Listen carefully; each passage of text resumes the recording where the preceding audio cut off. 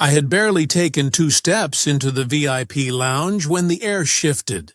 A wall of polished marble and glass framed the entrance, and beyond it, leather chairs, quiet jazz, and silver trays of champagne waited.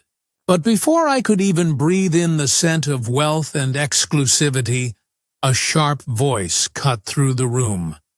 "Sir, you can't be in here." Every eye turned toward me. A young woman in a crisp black blazer, the lounge hostess, blocked my path with a stiff smile that carried no warmth. Behind her, a white couple glanced up from their cocktails. The man smirked. The woman raised an eyebrow, lips curving in silent amusement. I lifted my boarding pass, embossed with the unmistakable stamp, VIP Suite Access. "I have the right pass," I said evenly. But before she even looked, another voice sliced in from across the room. A well-dressed older man leaned back in his chair and said loudly enough for the whole lounge to hear, "Don't waste your time. He doesn't belong here." A ripple of quiet laughter moved through the room. The hostess didn't check my ticket. She simply stepped closer, lowering her voice as if speaking to a child. "Sir, I'll have to ask you to leave." I felt the unfairness settle in my chest, like a stone. I could have argued, I could have demanded she scan the ticket in her hand. But instead, I stepped back slowly, letting them all watch. Because what they didn't know was that this wasn't the end of the story. When I checked into the Grand Regalia Hotel that morning, I already knew the kind of welcome I would get. I've lived long enough and climbed high enough to understand the weight of assumptions. A tailored suit, a calm smile, and a billion-dollar empire built from scratch still couldn't erase the color of my skin in their eyes. The doorman had barely looked at me when I pulled up in my black SUV. His nod was curt, perfunctory. For the couple who arrived after me, a silver-haired man and his wife draped in designer scarves, he practically bent at the waist, greeting them like royalty. I noticed, but I didn't react. Inside at reception, the same pattern played out. The clerk typed my name into the system, paused, and said, "Are you sure you booked a VIP suite?" Her tone suggested I might be lost. Only after I slid my platinum card across the counter, embossed with my company's name, King Technologies, did she paste on a fake smile and hand me the key card. "Enjoy your stay, Mr. King," she said, but the words rang hollow. It wasn't my first encounter with this kind of cold courtesy. I'd grown up in neighborhoods where people like me weren't expected to make it past the factory floor, let alone build an empire that supplied half the world's digital platforms. I knew bias when I saw it. I also knew better than to show my hand too early. I wasn't at the Grand Regalia for leisure. I was there for the Global Innovation Summit, a gathering of the world's most powerful leaders in tech, politics, and finance. Tonight's gala dinner would open the week-long conference, and the hotel was crawling with people who believed their wealth bought them superiority. For them, this place wasn't just luxury, it was a fortress of exclusivity. My suite on the 25th floor was as extravagant as they came. A panoramic view of the skyline, velvet drapes heavy enough to silence the world, a marble bathroom larger than the bedroom I'd grown up in. But extravagance never impressed me. I didn't build my company on chandeliers and champagne. I built it on sleepless nights, coding until my eyes burned, and taking meetings in garages because I couldn't afford offices. Still, I took in the room with quiet satisfaction. This was my reality now. But I also knew that wealth, no matter how vast, didn't shield me from the prejudice waiting downstairs. I dressed carefully for the evening. Navy-tailored suit, subtle cufflinks, black Oxfords polished to a mirror shine. Nothing ostentatious. Nothing they could call too much. When I looked at my reflection, I saw discipline and control. But I also saw the boy from the east side of the city who'd once been told he'd never be more than a line worker. That boy never left me. He fueled me. The moment I stepped into the lobby, eyes followed. Not openly hostile. No, this was subtler. The quiet calculations of people who thought they could measure worth at a glance. My assistant, Lily, had warned me earlier. "They'll underestimate you the second you walk in," she'd said on the phone. "Let them. That's where your power is." She was right. The gala dinner wasn't for another hour, but I wanted a quiet space to prepare. So I headed toward the VIP lounge. It was supposed to be a sanctuary for keynote speakers and platinum-tier guests like myself. A place to breathe before stepping into the performance of wealth and influence. I didn't make it past the doorway. The hostility came swiftly, almost rehearsed. The hostess didn't check my pass. The white couple didn't hesitate to laugh. And when I finally stepped back under the weight of their stares, I realized something important. This was the perfect setup. And if you're as furious as I was in that moment, don't forget, hit like, drop your thoughts in the comments, and subscribe so you don't miss the justice waiting just ahead. Because trust me, this story isn't over yet. I didn't need to prove myself in that moment. I needed them to show their true colors, and they had, beautifully. As I walked away from the lounge, a plan began to take shape in my mind. Quiet, patient, precise. Because this wasn't just about me being told to leave a room. This was about dignity, and soon, very soon, they would understand who I really was. The walk back to my suite was longer than it should have been, not in distance but in weight. Every glance, every whisper I passed on the way through the lobby felt sharpened now, as if the whole building carried the same unspoken message. You don't belong here. I've dealt with prejudice my whole life. By now, I could read it like a second language. The pause too long at a doorway, the smile too thin to be genuine, the whispered laugh when they think you can't hear. But that night, it didn't come in whispers. It came as laughter echoing through the lounge, aimed squarely at me. When I reached the elevators, two men in tailored suits stepped aside as the doors opened. Their eyes flicked to me, then back to each other. A wordless exchange. One muttered under his breath, "Guess they'll let anyone in here these days." I caught the words, "Let them roll off me." Outwardly, I gave nothing away. Inwardly, I noted it. Every slight mattered now. Every small cruelty they thought was invisible. Back in my suite, I called Lily. She answered on the first ring. "Tell me everything," she said without preamble. "They didn't even look at the pass," I told her. Dragged me out in front of everyone. The room laughed. Her silence stretched for a moment, heavy with anger. Then her voice came firm, steady. "We'll record everything from here on out. Every interaction, every word." "I already planned to," I said. Lily wasn't just my assistant. She'd been with me from the beginning, back when King Technologies was 3 laptops on a folding table in a basement. She knew what it meant when I said document everything.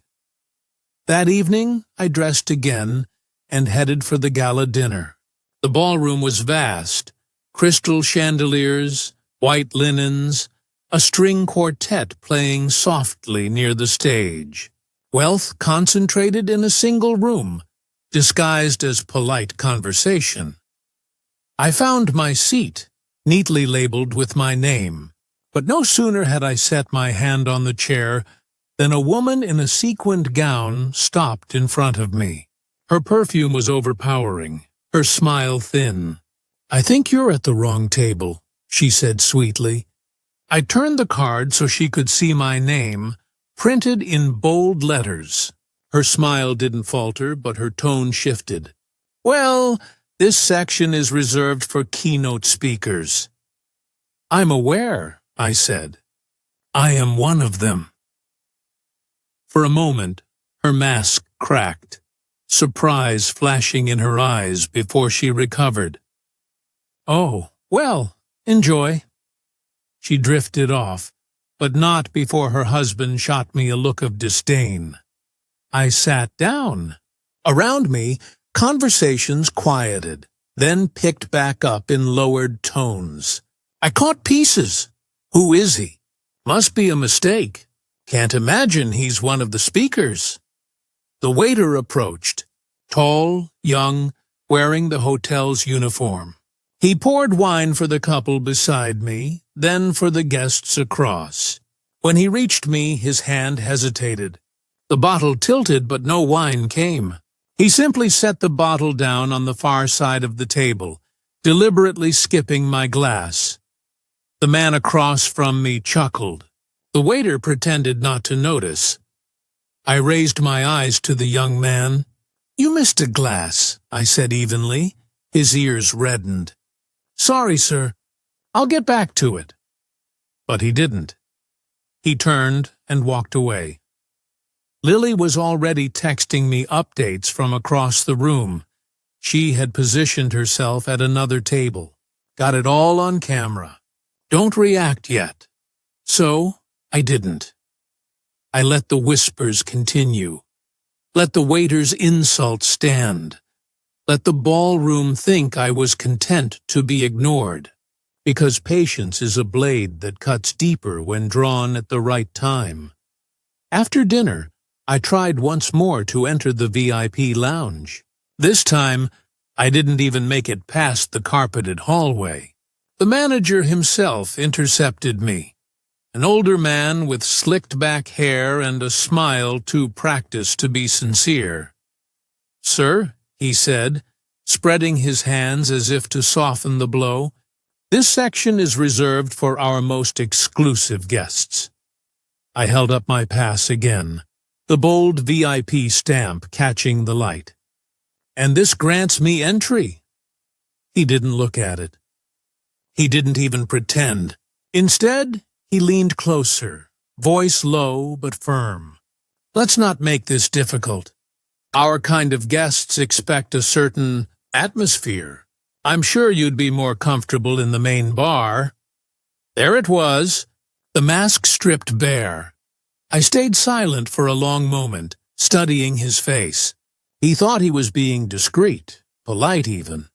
But his words carried the same weight as the laughter in the lounge, as the whispers at the dinner table.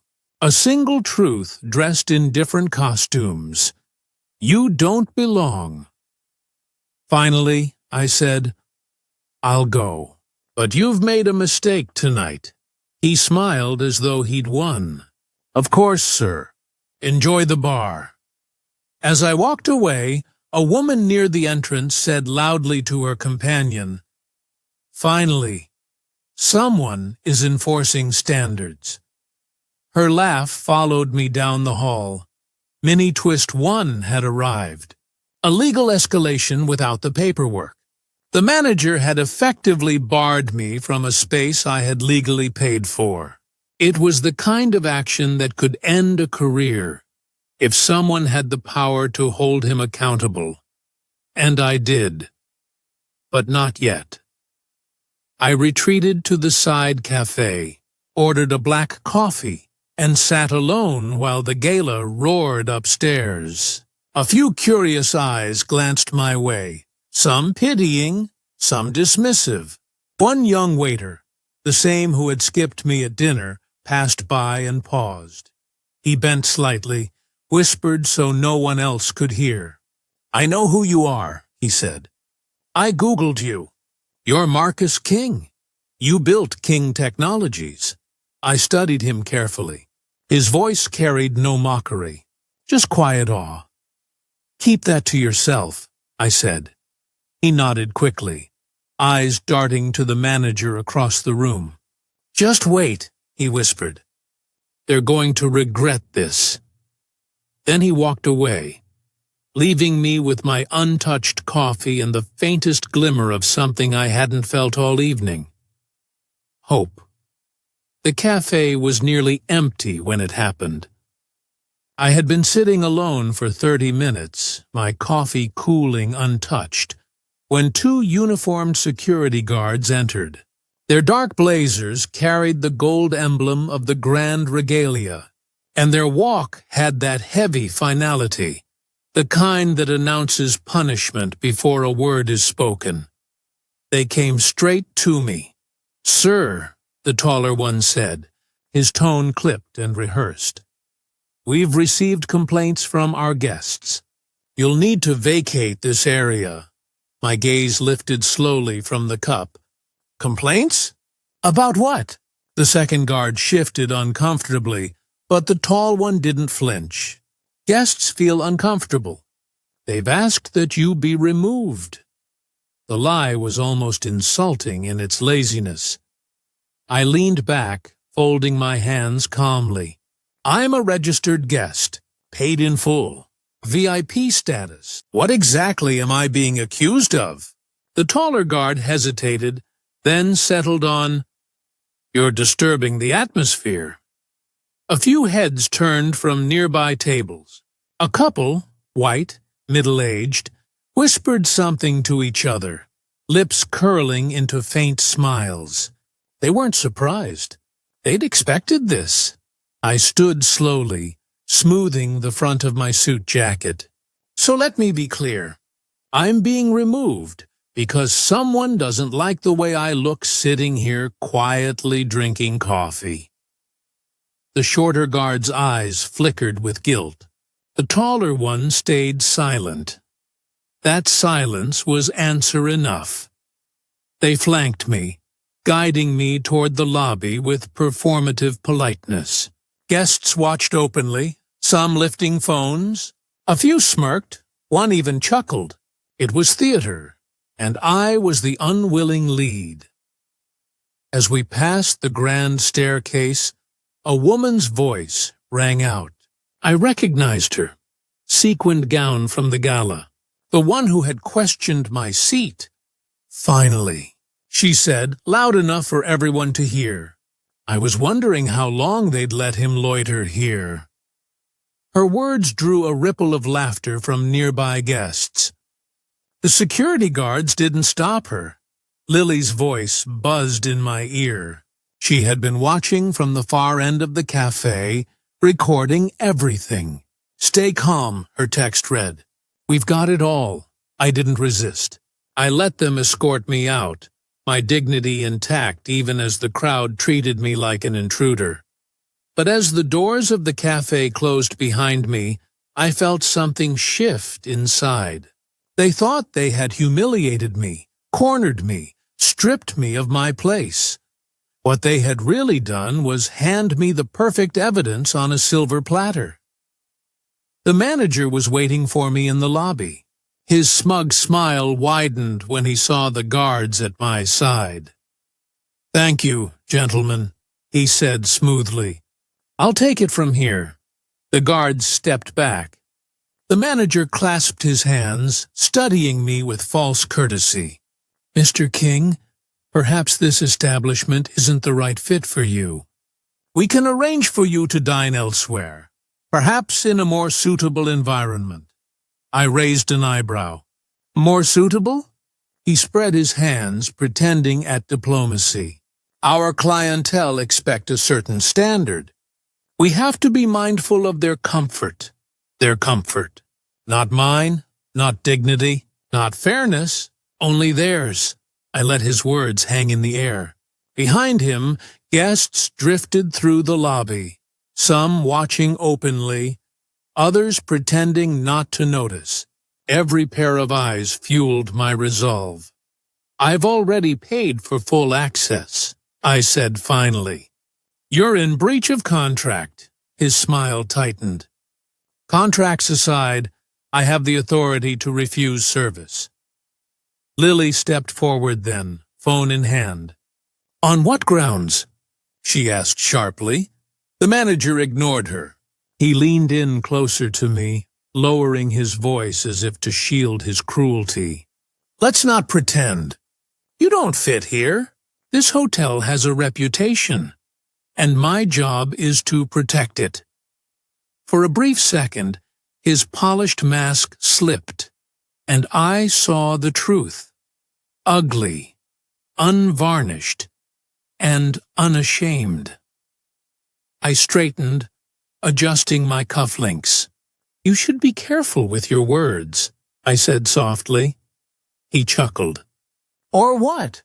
I didn't answer. Not yet. That night, I ate alone in the side cafe again. The main ballroom was closed to me, the lounge forbidden, the rooftop terrace conveniently reserved. Everywhere I turned, doors closed. Guests whispered. Staff avoided my eyes. It was calculated isolation, humiliation by design. And yet, in the shadows of their contempt, small cracks began to appear. The young waiter from earlier slipped a note onto my table as he cleared dishes. "I'm sorry for how they treated you. Not all of us agree." Hold on. It wasn't much. But, in a night painted with disdain, it felt like light breaking through a locked room. Back in my suite, I sat at the desk overlooking the skyline, reviewing the recordings Lily had captured. The humiliation, the insults, the outright barring of access, it was all there, time-stamped and undeniable. Lily sat across from me, her expression tight with fury. "This is enough to bring them down," she said. "We could file a discrimination suit tomorrow. With your resources, we'd bury them." I looked at her, then back at the footage. Lawsuits were easy. Settlements were easier, but neither carried the weight of true justice. "No," I said quietly. "Not yet. Let them keep digging. The deeper the hole, the harder the fall." She nodded, understanding. The next morning, I walked into the breakfast hall. Conversations dipped the moment I entered, eyes tracking me like a storm cloud across the room. The manager stood by the buffet, his smile sharp and watchful. When I approached the serving line, the hostess blocked me with a polite but firm hand. "Apologies, sir. Breakfast is full. You'll need to wait." I glanced past her. Dozens of empty tables sat waiting, linens crisp, plates untouched. "Full?" I repeated. Her smile didn't waver. "Yes, sir. Fully reserved." Behind me, a few guests snickered. One man whispered loudly, "Guess he's back for another scene." Lily, standing at my shoulder, lifted her phone higher. Every word, every insult, every fabricated excuse, it was all captured. I leaned down slightly, meeting the hostess's eyes. "Keep going," I said softly. She blinked, confused. "Keep playing your part," I continued. "Because when this ends, you'll wish you hadn't." Then I stepped back, calm and composed, even as whispers and laughter trailed behind me. They thought they were winning, but every insult was another nail in the coffin they were building for themselves. The final evening of the gala arrived with all the Glitter and pomp the grand regalia could muster. Chandeliers blazed above the ballroom, strings swelled in triumphant crescendos, and champagne flowed like water. Everywhere I turned, the message was clear. This was their world, and I was the outsider trespassing. But they had no idea the stage was about to turn. I entered the ballroom in the same tailored suit I'd worn the first night, head held high, Lily beside me with her phone discreetly recording. Conversations faltered as I crossed the marble floor. Whispers began their poisonous dance. There he is again. Doesn't he know when to quit? Embarrassing, really. The manager, stationed near the podium, spotted me instantly. His jaw tightened, but his smile never faltered. He marched over with false politeness, dripping from every step. "Mr. King," he said, in a voice meant to carry, "I must remind you this event is private. For invited guests only." I slid my invitation across the table between us. Crisp, embossed, official. He glanced at it, irritation flashing in his eyes before he masked it. "Yes, well, perhaps you'd be more comfortable observing from the side." The suggestion was deliberate, an exile cloaked as courtesy. Laughter rippled from a cluster of guests who had overheard. But before I could respond, a hush fell over the room. The double doors at the far end opened, and in strode a delegation of executives in tailored suits, flanked by aides and assistants. At their head was Mr. Hawthorne, the chairman of the Grand Regalia's Global Board. His presence drew instant deference. Even the haughtiest guests straightened nervously. The manager's expression shifted instantly. He hurried to greet them, bowing slightly, as though welcoming royalty. "Mr. Hawthorne," he gushed, "an honor to have you here tonight. Allow me to—" But Hawthorne brushed past him without slowing, eyes locked on me. The room's whispers shifted, confused. Why was the chairman ignoring the manager? Why was he looking at him? Hawthorne stopped directly in front of me, extending his hand. "Mr. King," he said warmly, his voice cutting through the silence. "Apologies for the delay. I trust my staff has treated you with the respect you deserve." The pause that followed was the longest silence of the entire weekend. Every face turned toward me, toward him, toward the truth clawing its way into daylight. I clasped his hand firmly, holding his gaze. "Your staff has been instructive," I said evenly. "Very instructive." Gasps rippled through the crowd. The manager's smile wavered, panic flickering across his face. Hawthorne released my hand, turning to the audience. "For those who are unaware, allow me to clarify. Mr. King is not merely a guest. He is one of our primary investors, and effective this quarter, the majority shareholder of the Grand Regalia's parent company." The ballroom froze. Champagne glasses hovered mid-air. Mouths hung open. The laughter, the whispers, the smug sneers, all of it collapsed in an instant. I let the silence stretch, savoring the weight of revelation as it crushed their arrogance. The woman in the sequined gown paled visibly. The couple who had mocked me shrank into their seats. Even the guards from the cafe stood stiff, eyes darting anywhere but toward me. But no one looked more broken than the manager. His face drained of color.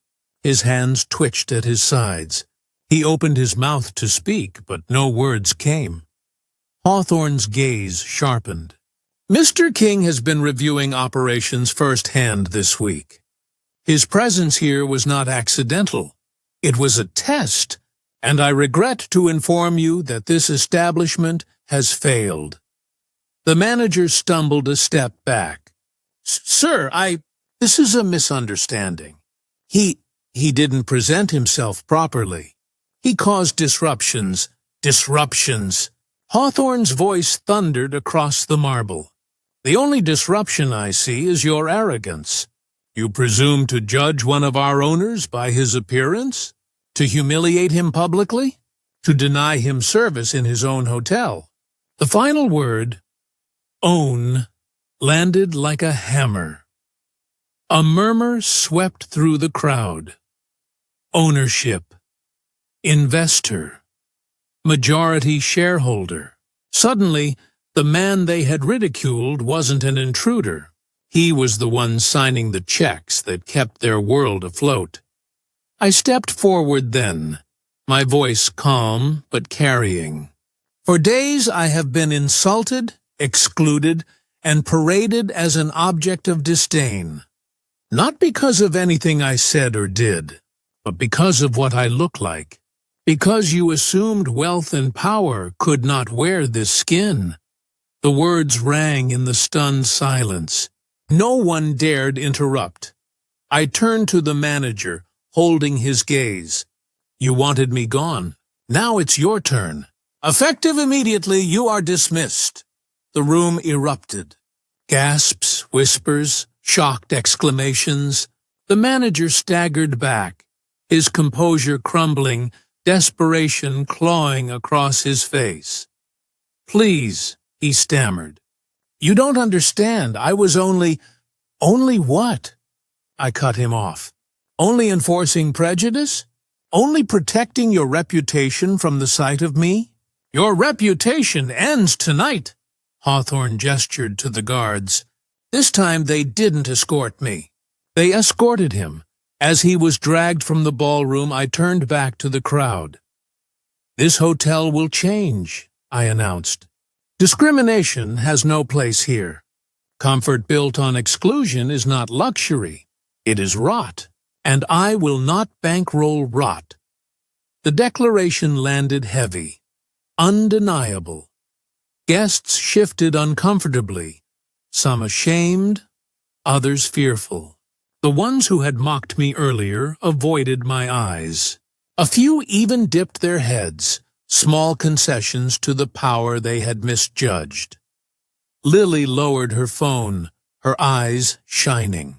Every word had been captured, every reaction recorded. The story of the Grand Regalia's arrogance and its fall was no longer contained to this gilded room. By morning the world would know, and I would make certain they never forgot. The fallout was immediate. By the time I returned to my suite that night, Lily's phone was buzzing non-stop. Videos from the ballroom had already hit social media. Clips of the manager being escorted out were trending across platforms, captioned with phrases like CEO, humiliates racist hotel staff, and karma served. Cold at the Grand Regalia. The internet was doing what it did best, amplifying truth until no one could look away. I sat at the desk overlooking the glittering skyline, scrolling through messages from allies, journalists, even competitors. My face, my name, once whispered with disdain in those gilded halls, was now plastered across every feed. Lily exhaled in disbelief. They thought they could bury you in silence. Now they can't shut you up if they tried. I nodded slowly. This isn't just about me anymore. It's about everyone who's been made to feel small in rooms like that. The next morning, the hotel released a public statement. Polished, apologetic, rehearsed.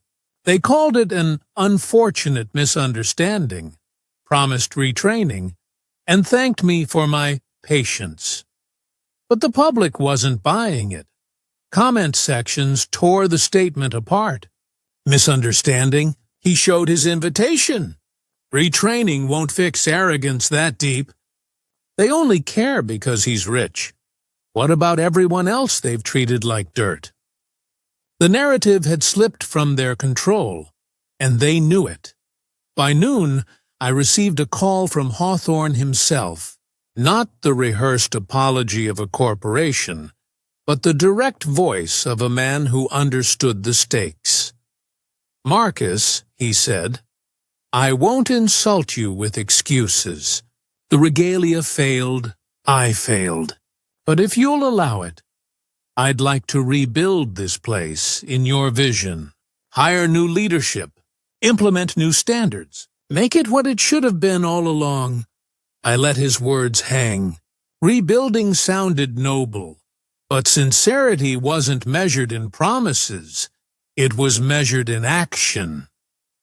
"I don't want lip service," I told him. "I want permanent change.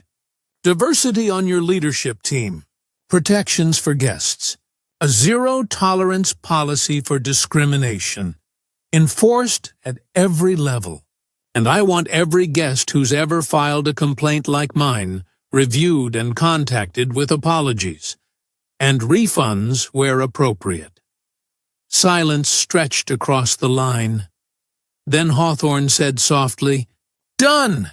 Every single point. Done." For the first time, I believed him. When I walked back through the lobby later that afternoon, the atmosphere was unrecognizable. Staff members greeted me with cautious respect, not out of fear, but recognition. Guests avoided the smug sneers of earlier days. The air was quieter, more reverent, as though the very walls of the regalia understood they'd been humbled. I paused at the reception desk, where a young attendant who had watched me be dismissed that first night now struggled to meet my gaze. "I'm sorry," she whispered. I studied her for a long moment. She had stood silent when others had jeered, but silence had weight too. "You have a choice now," I told her gently. "Be the kind of staff who protects every guest's dignity, or watch another manager fall the way yours did." Her eyes widened, and she nodded fervently. "I will, I promise." Justice wasn't just about punishing the guilty. It was about forcing the world to see and change. That evening, I addressed the press outside the regalia. Cameras flashed, microphones thrust forward. I didn't rant. I didn't gloat. I simply spoke the truth. This week, I was judged not by my character, but by assumptions. I was excluded, not for what I lacked, but for what I looked like. And yet the very people who tried to erase me discovered that I was the one holding the keys to their house. The crowd leaned in. Let this be a reminder. Dignity is not a privilege. It is a right. And any institution that forgets that truth will crumble under its own arrogance. Applause erupted, not from every reporter, but from the people watching behind them. The travelers, the employees, the ones who knew what it was to be overlooked. Within a week, the manager's dismissal had been finalized. The guards who mocked me were suspended, pending review. The regalia announced sweeping reforms, bias training, guest protection policies, and a board diversity initiative. And the whispers? They changed tune. No longer about the intruder in the suit. Now they spoke of the man who changed the regalia. As for me, I moved on. The regalia wasn't my final battle, just another field where prejudice had tried and failed to silence me. But I knew the story would outlive me, because somewhere, right now, another man or woman was being dismissed, excluded, humiliated, and maybe, when they heard my story, they'd stand a little taller. Maybe they'd fight back. Maybe they'd remind the world that respect isn't given by gatekeepers. It's demanded by truth. The night before I left the city, I stood again in the marble lobby. Quiet now, almost solemn. Lily joined me, slipping her phone into her pocket. "You did it," she said softly. I shook my head. We did it. Every camera that rolled, every voice that called out online, every person who refused to let this be brushed aside. Justice doesn't belong to one man. It belongs to all of us when we decide enough is enough. For a moment, I simply listened to the silence of the hall. The same hall that once rang with laughter at my expense. Now it held only respect, and in that silence, I felt it. Not just victory, satisfaction. Respect isn't something you can fake with luxury. It isn't bought with chandeliers, or marble floors, or champagne poured into crystal glasses. True respect is how you treat people when you think no one is watching. When you believe you can get away with arrogance. The grand regalia believed their walls made them untouchable. They thought humiliation could be passed off as service, and silence could bury injustice. But they were wrong, because justice, when it comes, doesn't whisper, it thunders. And it doesn't just change one moment, it reshapes everything that follows. Marcus's story reminds us all of something simple yet powerful. Dignity is not granted by wealth, by status, or by permission. Dignity is inherent, and when it's denied, the consequences will always find their way back to the people who tried to bury it. So let me ask you, if you were in Marcus's place, would you have stayed silent to avoid conflict? Or would you have stood firm, knowing the backlash might be brutal, but the justice unforgettable? Tell me in the comments below. I want to hear your take, your experiences, and how you would have handled that kind of humiliation in front of a crowd. And remember, this story is just one example. In the next episode, we'll uncover another tale of arrogance turned upside down, where power, privilege, and prejudice collide, only to crumble when truth steps into the light. Don't miss it. Subscribe, share, and turn on notifications so you never miss the next story of karma, delivering the justice we all crave. Because arrogance can shine for a moment, but justice burns forever.